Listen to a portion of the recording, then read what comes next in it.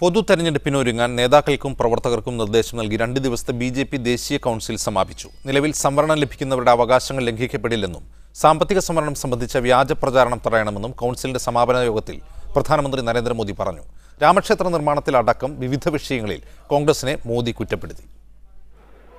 ഇത്തവണ തെരഞ്ഞെടുപ്പിൽ കടുത്ത മത്സരം നേരിടേണ്ടി വരുമെന്ന ബോധ്യത്തോടെയായിരുന്നു പ്രധാനമന്ത്രിയുടെ ഓരോ വാക്കുകളും.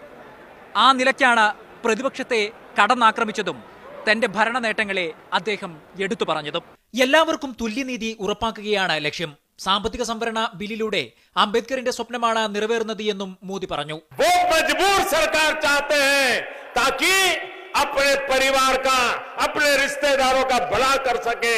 മുത്തലാഖ്, ശത്രുസ്വത്ത് ബില്ല് അടക്കം എല്ലാത്തിനെയും കോൺഗ്രസ് എതിർത്തു. ഭരണഘടനാ സ്ഥാപനങ്ങളെയും എതിർക്കുന്നു. കോൺഗ്രസ് കാലത്ത് ചട്ടം ലംഘിച്ച് വായ്പകൾ അനുവദിക്കപ്പെട്ടു.